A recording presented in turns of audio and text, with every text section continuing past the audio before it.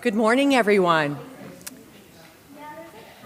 Good morning and welcome. It is my great pleasure to kick off this annual Women in Medicine Grand Rounds, which is sponsored by AWAM, Advancing Women in Academic Medicine, FWIM Forum for Women in Medicine, and funded by the Irene E. Carl Women in Science Fund. And it's my great pleasure to introduce our speaker for this special medicine grand rounds, Dr. Ebony Boulware. She is the Dean of the Wake Forest University School of Medicine and the Chief Science Officer for Advocate Health. She did her medical training at Duke, followed by her Master's of Public Health at the Johns Hopkins Bloomberg School of Public Health. Unfortunately, I think we overlapped, but I was probably in my intern years and didn't see her then. She's a general internist, physician scientist, and clinical epidemiologist who seeks to improve health and health equity. Her internationally recognized research has identified patient, clinician, health system, and community-level barriers that result in disparate outcomes for historically marginalized individuals, with an emphasis on chronic diseases such as kidney disease. Through her leadership and in her research, she has developed successful interventions, shaped national policy guidelines, raised physician awareness, and changed clinical practice to improve health and health equity. Dr. Boulware's research has been continuously funded by the National Institutes for Health, the Patient-Centered Outcomes Research Institute, PCORI, and other organizations throughout her career. She has garnered an impressive over $80 million in individual and institutional grant funding and published over 230 manuscripts, book chapters, and editorials. She's mentored numerous students, residents, fellows, and faculty members, many who've gone on to their own successes, and she's a very passionate advocate for advancing justice and equity in medical education and research. Dr. Boulware is also an elected member of the American Society for Clinical Investigation, the Association of American Physicians, the National Academy of Medicine, and the American Academy of Arts and Sciences. So we are very lucky to have her here today and talk about Health is Not a Zero-Sum Game, Dismantling Race-Based Medicine on Our Quest to Improve Health for All. Please join me in welcoming Dr. Boulware.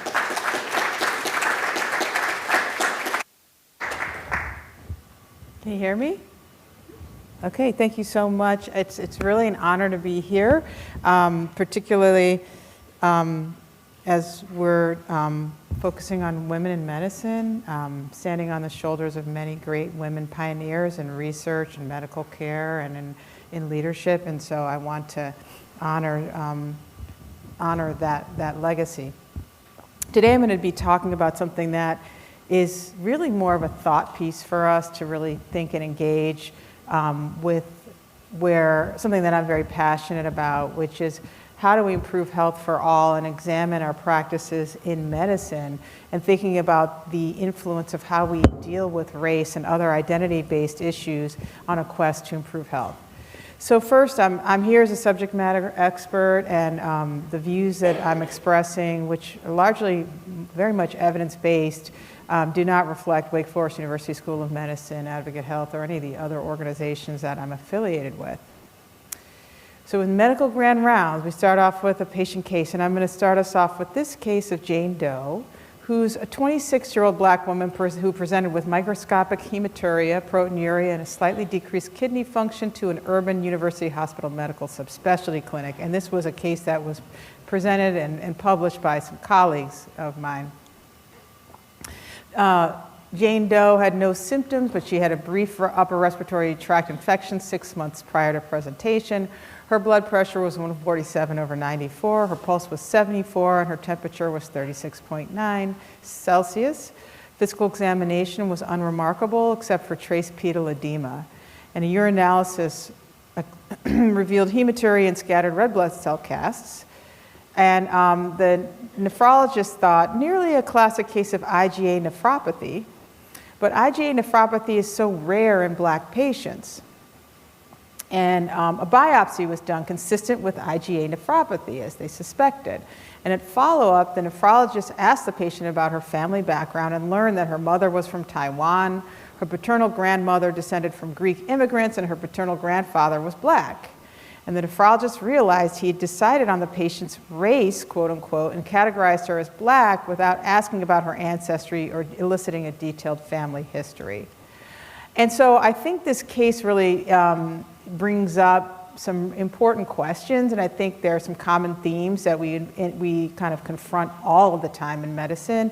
And so thinking about how this concept of race and racial bias interact with some of the health inequities and health disparities that we see in kidney disease, but also across our nation.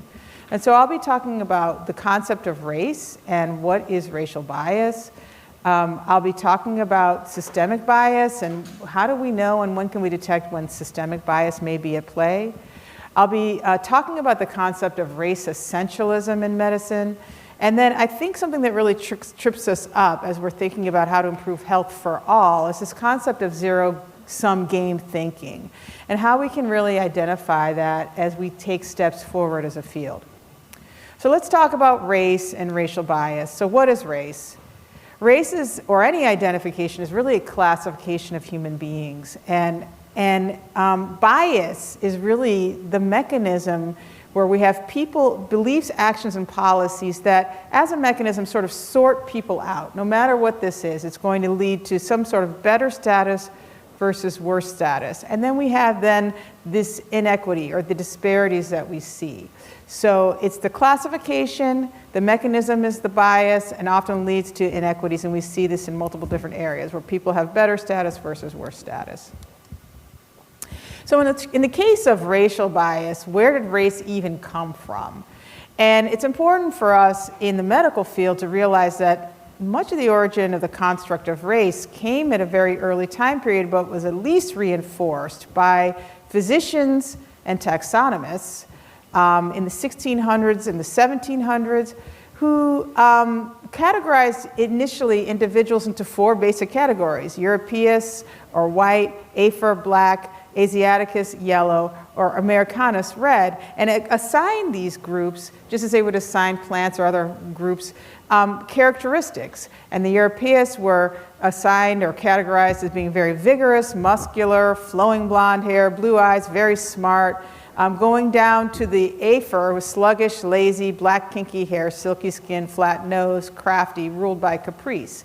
So you could see even from these early times that there was a quote-unquote scientific classification there with a very qualitative description of groups that has held. And if we look at the use of race, how is race used? It's used in multiple different ways. We commonly see it to describe common visible physical traits, skin color, hair texture, or facial features.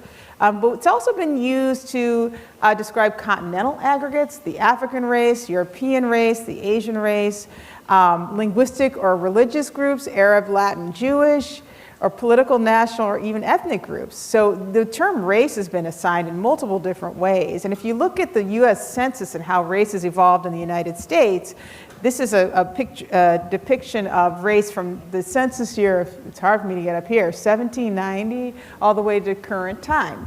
And you can see that in the early 1790 time period, you only had a couple of different categories: free white males, free white females, and then all other free persons, and then you had slaves.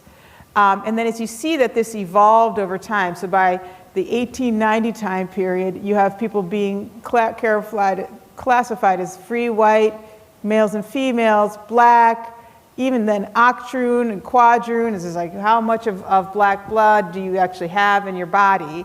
And you can see how over time the classifications have become more and more and more complex till we have lots of different classifications. And so these are constantly evolving based on the social context of what's happening in our country, but it's happening in every country all over the world, that these contexts are constantly evolving. And if you go from place to place around the world, you'll see that race does not actually translate. So that if you are black, classified as black or African American in the United States, in another country you might have a different classification that has a different ethnic attachment or even just a skin color attachment to it. So race is not a stable construct. It doesn't even classify across geopolitical borders. And I was going back, and I've given this talk a few times, and I was saying, oh gosh, this can't even be a new concept, because we've talked about it a lot recently, and yes, with the George Floyd, we started talking about this, but this has been a construct that's been discussed quite a bit. Just after the World War II era, with things happening with regard to the Nazi Germany, et cetera, there's a really big focus internationally on the construct of race, and this group, UNESCO, the United Nations Educational, Scientific, and Cultural Organization, it's a UN specialized agency that focuses on world peace and security through international cooperation in education, science, culture, and communication. They took on this issue of race in 1950. And there was a group of experts that came together and they wrote basically kind of a manifesto of sorts called, it was about UNESCO, and they had a section on it called The Race Question. And they issued this text in July of 1950. And I'm not going to go detailed, but I'm going to just bring out some highlights of this. And it starts off saying, scientists have reached just the general agreements in recognizing that mankind is one, that all men belong to the same species, Homo sapiens. And it's further generally agreed that all men are probably derived from the same common stock, and that such differences exist between different groups are due to the operation of evolutionary factors of differentiation, such as isolation, the drift, and the random fixation of material particles which control heredity, and changes in the structure of these particles. And then from a biological standpoint, such genes in men are always few when compared to the whole genetic constitution of man, to the vast number of genes common to all human beings, regardless of the population to which they belong. And it says these are scientific facts. Unfortunately, however, when people use the term race, they not do so in the sense defined. They use it to describe national, religious, geographic, linguistic, or cultural groups, et cetera, just as I just pointed out.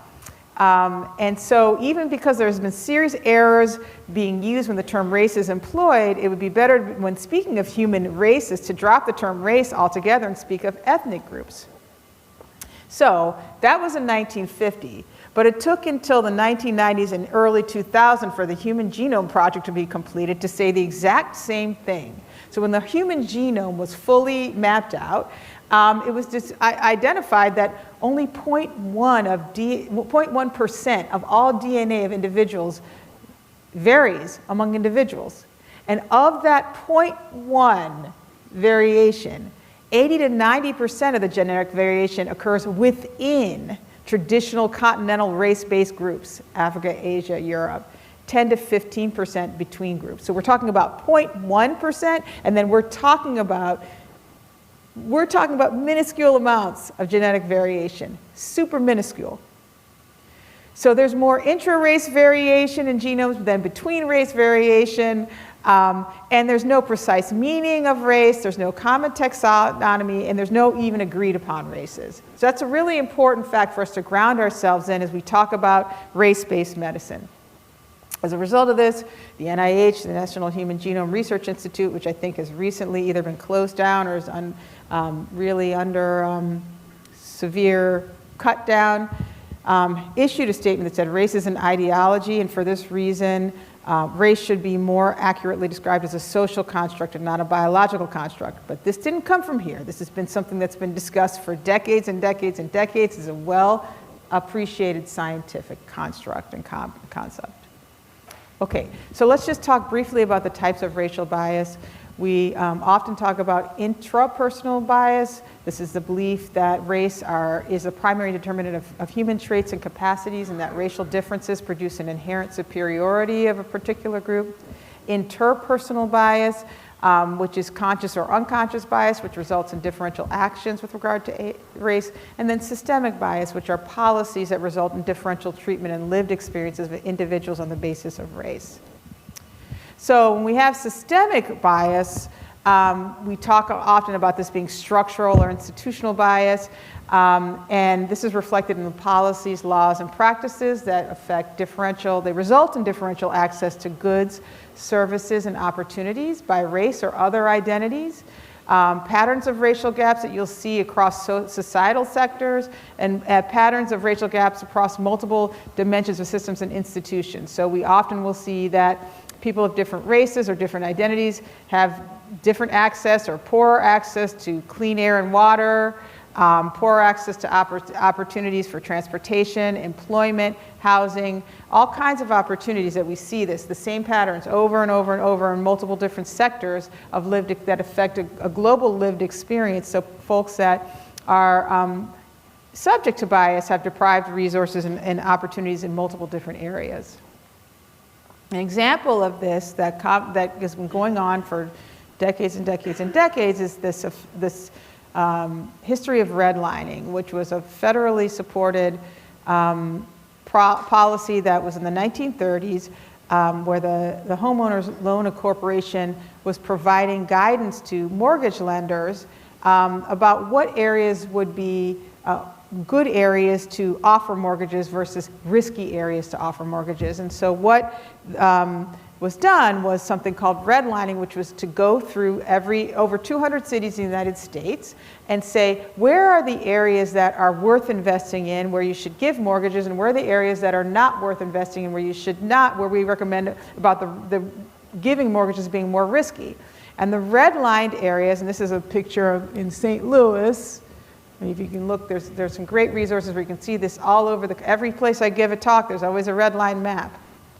And the red areas were areas where there are basically black people living there. And it's blatantly flat out says in the key of the map as you go in, it says, well, this is lots of Negroes in this area, this is a bad area. Then and it's basically by race says, so the areas with green are the safer areas with the red are the red line areas. And if you look at the history of this, what has led to, even though these policies were ended, I think the final ones in the 70s, but they've led to basically an ongoing cascading effect of racial inequality, where we see that these neighborhoods that are often redlined in the 1930s continue to be the areas that are socially deprived now.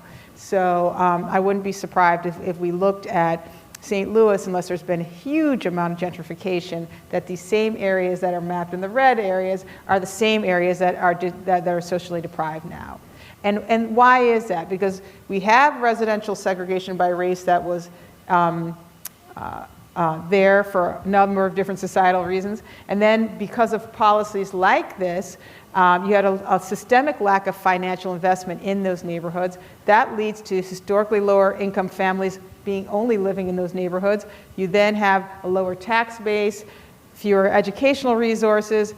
That leads to worse employment opportunities, again, for those individuals. More poverty, less social capital to ensure the environment is cleaner, to improve the area, worse housing conditions, and then here we are back in a cycle. So even a policy that is short-lived, relatively, can have long, decades-long, hundreds of years impact. Okay, so I always get to this point. I'm not personally racially biased, am I? And I ask this question of myself. We should all be asking ourselves this question about bias. I say in the United States, racial bias is like salt. It's insidious, it's almost omnipresent, and it's a risk factor for poor health throughout multiple different areas. And if you look at disease after disease after disease after disease, you will see that there are race disparities in every disease. And why is that? Because racial bias is baked into our norms. I showed you the census categorization. It started off very racially focused. You know, it's based on our social norms. This is a part of our history. So it's a part of it, baked into our thinking and our behavior. It's often very imperceptible, but it's present almost everywhere. It's ingested as part of our daily diet. Minimal immediate harm to most of us, very toxic for some of us. And it's difficult to avoid or eliminate. So I think about it as salt. We always say, get rid of all the salt out of your diet. But if you look at the food packaging that we have, if you look at baby food, Cheerios, brownies, meatballs. Salt is in everything. You don't even taste it. It's like you wouldn't think about salt necessarily being in your Cheerios, but it's in your Cheerios. It's in almost every food that's packaged for us. So it's one of these things that's just kind of there. We don't always appreciate it. We're often even adding salt because we don't taste it. But it's certainly there. So I say it permeates society and healthcare. It's often very subtle. But we also see the effects of it through persistently disparate outcomes. So I'm going to talk a little about this in the context of kidney health, which is an area that I've focused on for my career, where we have significant health differences by race and outcomes. So this is just some data from our National Registry of Individuals who are treated for kidney failure, the USRDS, and this was dated data, but every year you go, it's always the same. Black and African American individuals with an incidence of end-stage kidney disease that's 2 to 4-fold greater than individuals in other racial categories. So I want to talk about this, and I'm going to give some examples in kidney disease now. So let's talk about systemic disadvantage and how that might play out. First, as we think about systemic disadvantage or systemic bias, we need to think about sort of the gene-environment interaction that we live in. So, we talk a lot about biological and genetic pathways, and that includes things like, our genetic ancestry and epigenetic and genetic mechanisms. All of our health is really stacked. All these factors really stack upon one another to influence all of our health. Our own physiological responses based on what those genetic or epigenetic mechanisms may be, so hypertension, hyperlipidemia, also influenced by individuals' risk behaviors and attitudes and their demographics and culture. Then there's the physical context. Where do you live, the building quality, what's the air quality, the orderliness, the cleanliness, your exposure to toxins potentially. Your social relationships, your social network, your social engagement, how much participation do you have in your community, social context, the collective efficacy, the things that I talked about with the redlining, how are you able to advocate for healthy environments, institutional context, economic systems, healthcare, judicial system. These things affect our health as well, policies that come through, and the policies, of course, poverty, public policy, culture, norms, and discrimination and prejudice. So over the last 10 to 15 years, it's been widely acknowledged that those factors at the top of the ladder actually affect at least 50% of individual health, and that we focus a lot in medicine sort of on that bottom component, but the top component actually affects health quite a bit. And it's so important as we see these health disparities come through our doors. So I want to talk a little bit about how these policies and healthcare practices layer on top of the biological risks contributing to kidney health inequities. And nothing I'm saying is to discount the fact that there are certain factors. For example, in the case of kidney disease, ApoL1 is a major genetic contributor to increased risk of kidney disease. But I could give a whole talk on the gene-environment interaction and the evidence behind the factors of gene-environment interaction that contribute to that. What I'm really going to be talking here about are racialized social conditions and policies and how we practice medicine and how that may contribute through race-based medicine in particular. So racialized social conditions and policies include access to health care, health insurance, health availability, wealth inequality and poverty, housing availability, segregation, and conditions. And because we have many policies that disproportionately disadvantage specific groups, there is an impact on health. And then also how we practice medicine. So first, I just want to talk a little bit about racialized conditions and policies. And so with some colleagues, I did some work looking at structural racism and kidney disease risk in Durham, North Carolina when I was living there and working there. And in Durham, North Carolina, there's a unique situation where Duke University and the local federally health qualified FQHC, federally qualified health center, thank you, got one of those moments, shared the same electronic health record. And so in this particular geographic area, 85% plus of the individuals all had their electronic health record, and we could map out neighborhood by neighborhood the health.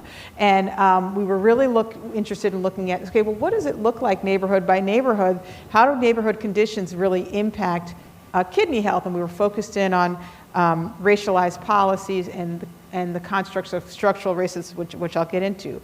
I'll point out that Durham has its own history of redlining, and so we were interested in looking at, what are the differences, there's also geographic differences in where people live in Durham, North Carolina, and then if you look at CKD prevalence, also differs. So we were interested in looking at how do policies possibly interact with where people live, how they live, and their health.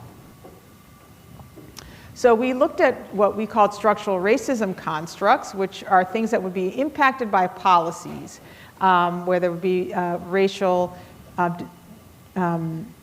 differences based on these racialized policies. So evictions, household income, commute times, whoops, oh, that went fast.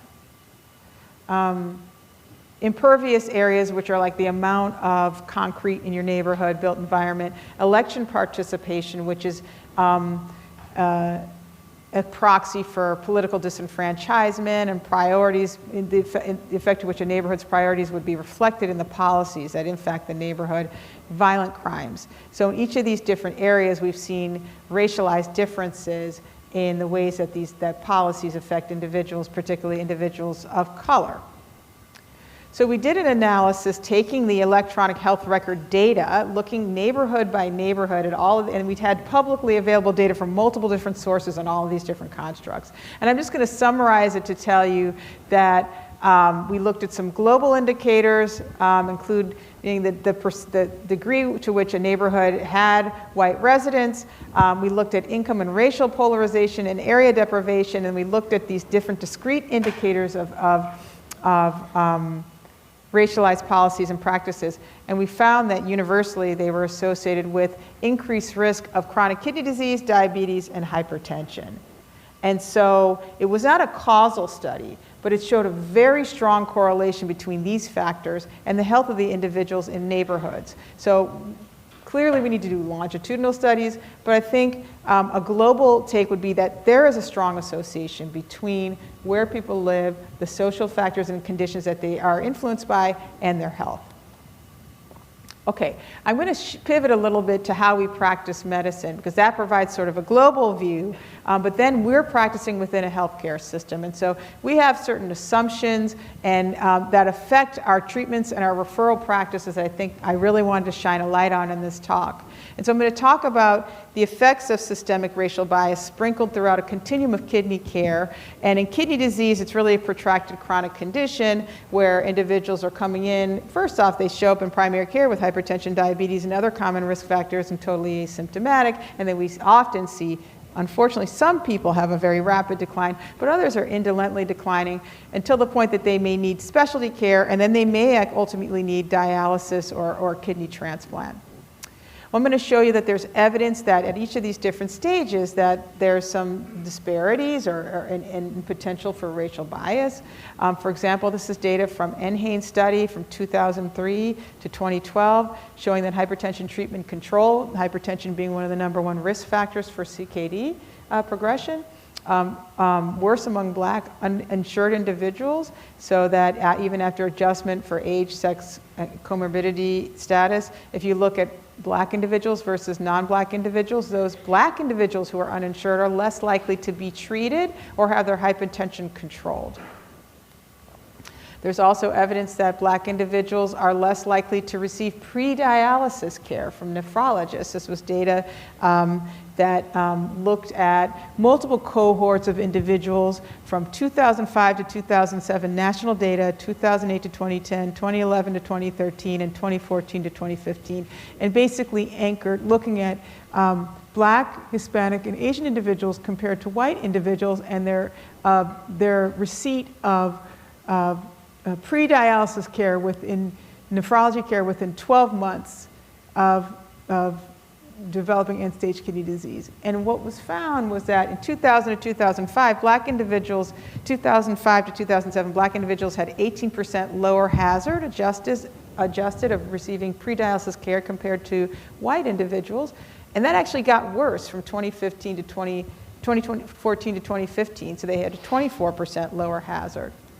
A similar analysis done looking at cohorts of individuals who were eligible for live donor kidney transplant from 1995, 2000, these different cohorts, looking again, comparing black individuals, Hispanic individuals, and Asian individuals to white individuals, showing that there was a lower hazard of receipt of live donor kidney transplantation, which is the optimum treatment for kidney failure, of black individuals compared to white individuals. It was 55% lower hazards, meaning 55% less likely to receive live donor kidney transplant in 1995 to 1999, and it actually got worse by 2010 to 2014. So all that time, I know I had my early faculty career thinking that we're exposing health disparities and we're really on a crusade to improve health disparities, and really disappointing to see this work come out that shows that we're not really making progress, and in fact, in some ways, situations are getting worse. All right, so that's all background. I want to talk, I'm going to getting focused on race-based medicine, and there's an important construct to talk about how this concept of race essentialism in medicine comes into play. So what's race essentialism? Race essentialism is really saying, are black people really the same as everyone else? And this gets into this construct of what is race and how we operationalize it in the construct of healthcare. And race essentialism is also baked in the way that we think about race. It's this idea that races are biologically distinct groups with defining core essences. So going back to that, even that early work that I was talking about, even the thinking in 1950 and the Human Genome Project, but there's still this construct that racially groups are biologically distinct. The assumption that race imbues a different biology and therefore requires different biological treatments or has different disease etiologies that are universal across race. That's different from thinking about ancestry. Again, we're talking about race as where we're taking broad groups and basically categorizing them all as being the same. Singling out black or other minoritized individuals is categorically different based on the social phenomenon. So one of the biggest examples of the dark history of race essentialism in medicine is the Tuskegee study, which was done in the 1930s to 1972. And as we remember, this was a public health services study that was designed to study the progression of syphilis in black men. It was based on scientific claims that syphilis manifested differently in black than white individuals. The Public Health Service lied to study subjects, telling them that they were being treated for syphilis rather than being studied. Even when penicillin became available, people did not get treated. They were denied penicillin, and they were lured to autopsy to look at the brain, the impacts of syphilis on the brain. I'm going to keep that in the back of our minds while we think about race-based medicine in the modern day context, or more modern day context, and use kidney disease as an example. And I'm going to talk about the story of kidney function estimation. So in 2020, we began to hear from medical students, began to raise up concerns about why they were beginning to see race embedded in the equations to estimate kidney function. They had been taught that they should be anti-biased in their care and treatment, and they started to realize that there was a race correction factor to estimate kidney function. So if you go and look at if you look at the CKD-EPI equation, but also there was an MDRD equation before that, and there's a Cockcroft-Gault equation before that, these all have a race correction in them. And so if you look at how race has been, until recently, estimated using for kidney function, there was a correction factor that said, essentially, if your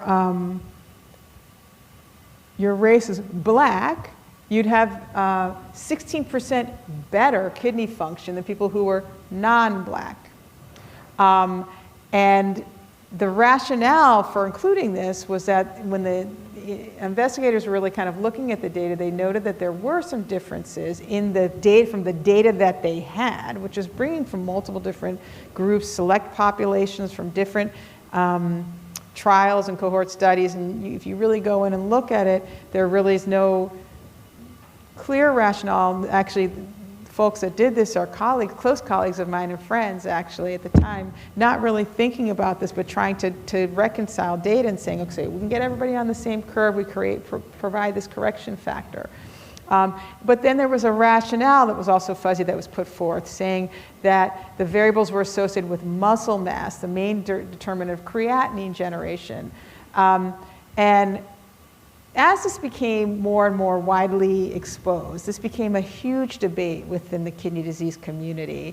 And there were some very passionate advocates saying, listen, this is absolutely ridiculous that we're saying all black people have more muscle mass than non-black people. And what does it mean to be black versus non-black? And this became, and what this would mean, just to translate, I want to show you, illustrate for you what this is. These are 4 individuals that have pictures.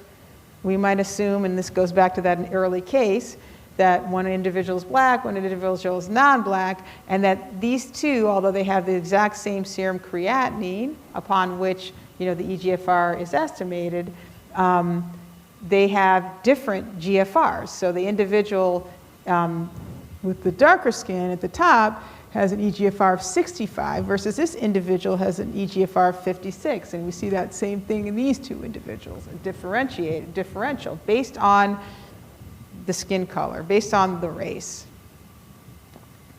And why does that matter?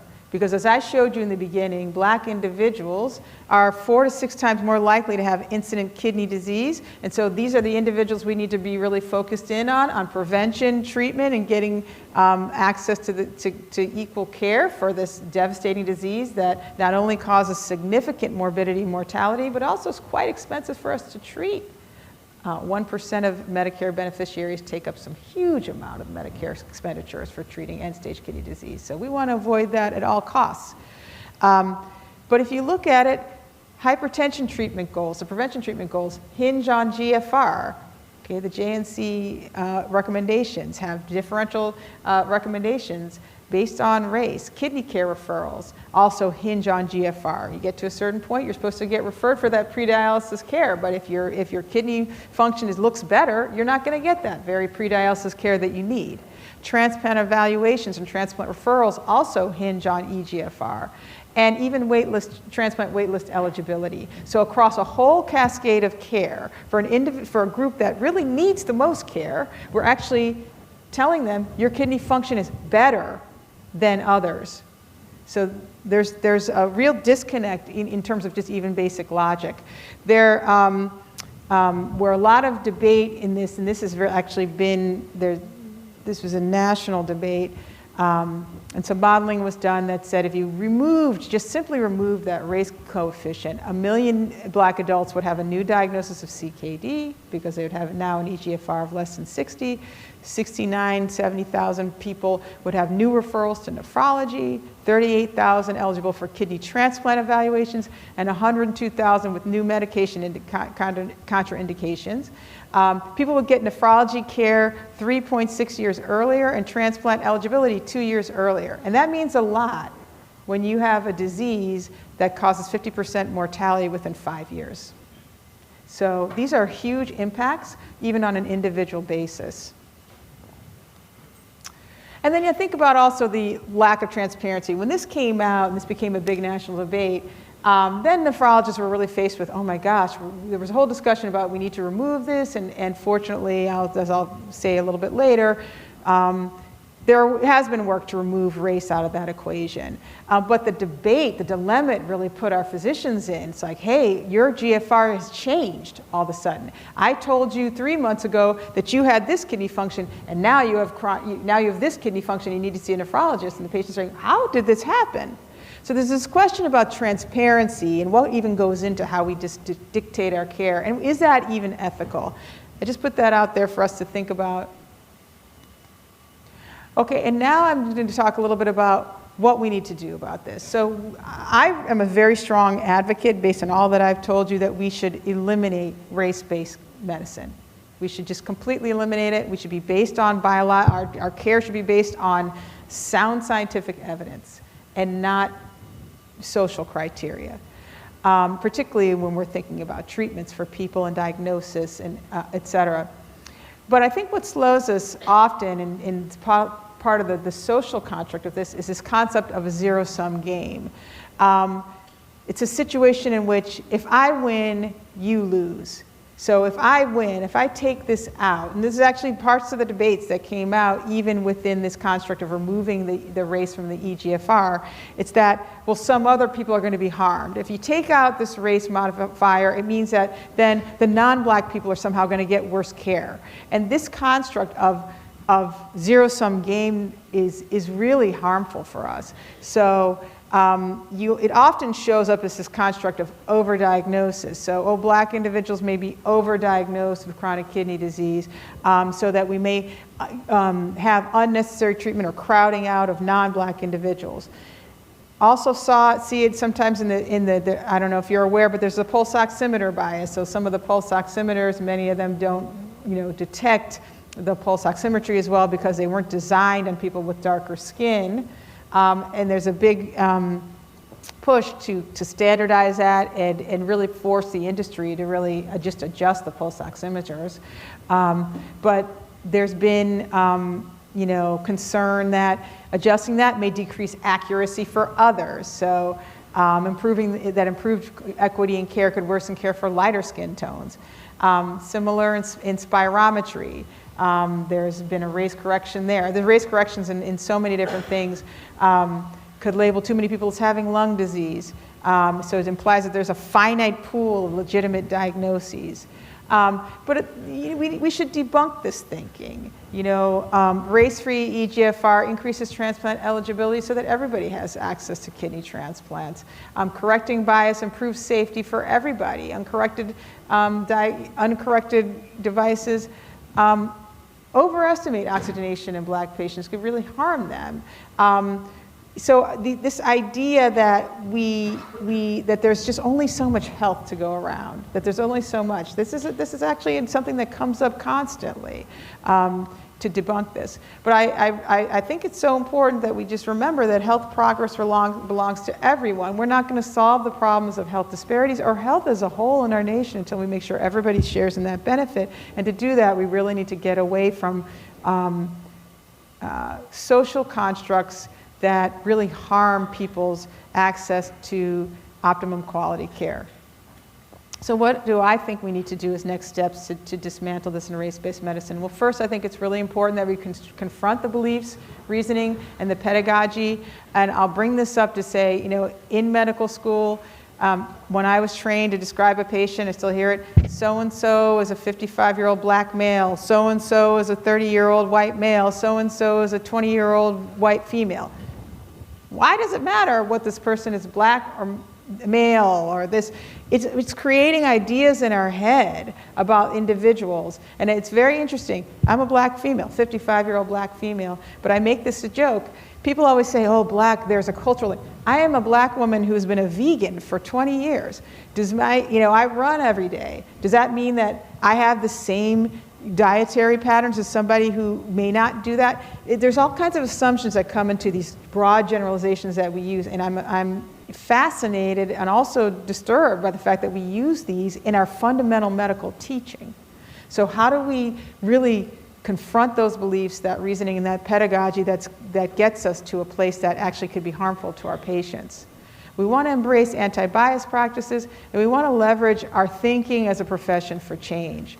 So first thing, accept race as a non-biological construct. There's a great publication by the National Academy of Medicine that came out a couple of years ago that really recommends how to use population descriptors in genetics and genomics research, but research at large. And it really advocates for avoiding this typological thinking, measuring social and environmental factors as actual constructs and just being very aware of those, and engaging communities and participants in research as well so that they can give us ideas about how those constructs might affect things like a gene-environment interaction. I think we need to acknowledge this race essentialist assumptions as contaminants to sound scientific and medical reasoning. We want to thwart race-based science by carefully interrogating our study hypotheses, study designs, inferences, and resulting implications, and eliminating race essentialism in biomedical education. Fortunately, in the kidney disease world, new creatinine and cystatin C-based equations that don't have race and folks have pulled race out, vast majority of places have pulled race out of the EGFR estimation over the past 3 to 5 years. There was a large national consensus between the National Kidney Foundation and the American Society of Nephrology, a whole big task force, and they came out with a whole big pronouncements, and so this has been largely adopted nationally over the last 5 to 6 years. And there have also been efforts to really redress this. One of the things that happened was the OPTN board that adjusts for kidney disease waiting time required all transplant centers across the country to readjust the waiting list time based on a non-race-based equation. So folks had to go back and give time to people who would have not had time accrued on the waiting list based on their EGFR. So that's a way of redressing it. It's the only example I've seen actually where there was an actual change to the care and then a subsequent policy change that actually ensured that people got back potential health disadvantages that they lost. We also need to speak out when we see bias and point it out as an essential contributor to poor health and health inequities, and that's really on a one-on-one basis. It's on us as individuals to have ethical integrity and really think about this as we go through our care, question how we're thinking, and also question it when we see it in practice. Want to create a paradigm shift in science, publicizing and disseminating evidence on the mechanisms through which biases contribute to poor health. Continue to invest in new solutions and funding research to develop interventions to eliminate this. It would be great if we could fund research in that way, and we're seeing research actually be taken away right now for that. We want to become champions for change, raising awareness and promoting institutional societal anti-bias policies. And I just want to point out that over the last 5 years or so, there had been a lot of effort really put towards this, with foundations really providing a lot of money to de-implement race-based clinical decision algorithms. The American Academy of Pediatrics reviewed 400 of their policies with a goal to replace race-based policies. There's been other groups doing that as well. So there's been progress made, and hopefully our progress will continue. So I'm going to end here and just say, hopefully I've gotten us thinking a little bit about systemic bias and the impact that it has. It's very subtle, but it's sort of almost ubiquitous, and we have a lot of work still to do to upend this and improve health. Thinking about how we continue to bake this biased assumptions into our thinking and practice, and how can we overcome that at the very earliest phases even of medical training. And then thinking about the fact that health really is not a zero-sum game. When we all, it's like, the whole boat will be rise. I forget now, I can't say it, but whatever that is, somebody's going to tell me. All boats will rise, and somebody tell me what it is. Thank you. Yes, a rising tide rises all boats. We can't think that health is something that only some can get and others can't get. We really need to make sure that we can get health for all. And so by doing that, we only do that by really getting rid of this zero-sum game thinking. So I'll end there, and we can have a discussion. Thank you. Rising tide raises all boats. There you go. You think with water. Thank you so much. Thanks.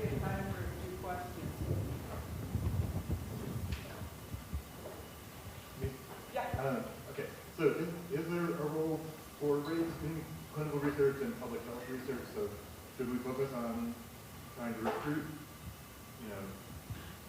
focus on the racial distribution of our participant recruitment, or should we look at how different races respond differentially to public health interventions, probably because of this biases that you talked about? Or should we not even think about it at all? Well, we want our work to be, so the question is, should we actually do research and include race? For example, there's an effort to, big focus on improving the diversification in clinical trials and in public health research, et cetera. Is that important to include? Yes, it is, because of that social and physiological interaction, so that health is affected by all of these factors. It's also, in the case of clinical trials, it's also important just for people to all have the benefits of clinical trial research. So if you go into cancer care and you're going to get the best possible thing versus usual care, well, shouldn't everybody have that opportunity to do that and to benefit from that? So I am not advocating for not having race as something that we consider as a public health or as a health contributor, but when we're talking about biological pathways, things where we're actually utilizing equations to determine should people get something, I think we need to be very, very careful and very, very intentional, and race is just not a precise enough instrument. Great talk, and I think you hit on the point that there's a lot we can do within the medical community, but then also at the policy level, changes need to happen to really improve things. While that might be difficult right now, maybe you can talk broadly about how physicians can do that, and maybe a good example is through the removal of race-based PGFR and working with professional organizations, or are there other examples or recommendations for how physicians can help that change at a policy level? So the question is, how can physicians help affect the large policy changes or the changes inside the health system, but there are also these policy changes needed. And you suggested a lot of things which I think are really important. First is we do need to recognize that it is a problem, and so we have to speak up. We have to be able to point these things out. We are the champions for our patients. We need to be thinking about all populations of patients and how they may be disadvantaged by this type of biased thinking. Absolutely partnering up with our professional organizations for advocacy. And just standing together as a voice, sticking to understanding that we are here to take care of all patients. And so we need to stay true to that mission. And in doing that, we continue to advocate for all individuals. We will continue to move this work forward. Dr. Boulware, thank you for that advocacy. As you're aware, the Society of is very much engaged in it. Beyond commons, trying to increase awareness, particularly for transplantation. So I'm interested in that initiative. We thought we had things going, then of course we run into the issue of funding and what's happening, of course, nationally funding more research. So it's a matter of having more people involved in that initiative. And for those fellows who are watching, the John Cobb Commission who the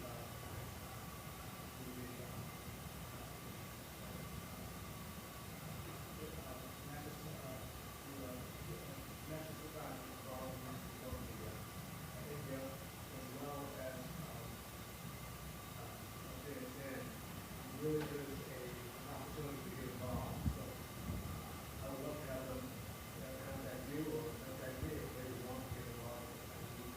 We will fellows who faculty addressing the policy issue. Unfortunately, the funding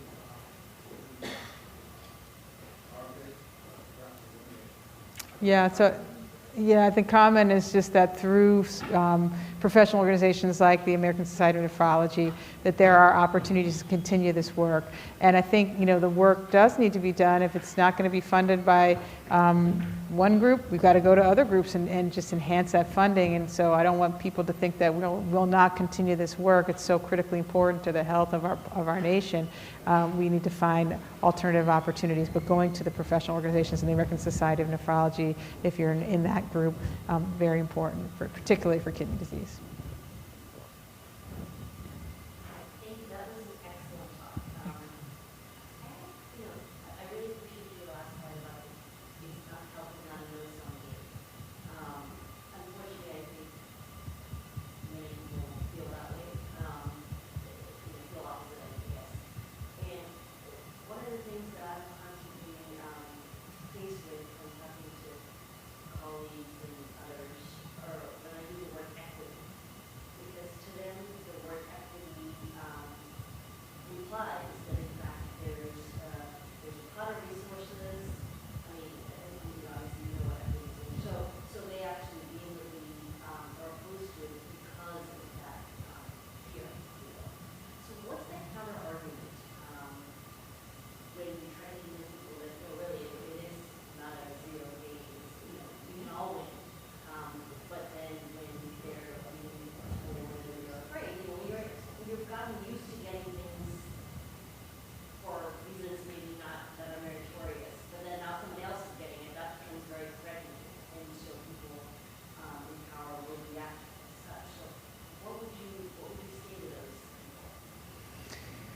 Yeah, it's unfortunate. I think of it as a weaponization of the term equity, so everybody can get their best possible outcome. I've had lots of people come to me with that. I think, the construct of equity is that everybody can reach their best possible outcome. And there's no limit to that. I really have focused on the for all mission, so that we're basically saying everybody can have an opportunity to have their best optimal health care. I think we need to get out of this idea that if I get some, you can't have some. And that's a societal construct that we have in our mind. There's certainly other societies where there's a different commitment to everybody having health. The World Health Organization has come out and made strong statements. I think it's something that we need to kind of combat on a one-on-one, this idea that health is actually a right and not necessarily a privilege. And that just gets to our fundamental beliefs as a society. And I think that I can't answer the question of how to get there completely, but I do know it's important for us to continue to do the work and continue to have the conversations and continue to advocate.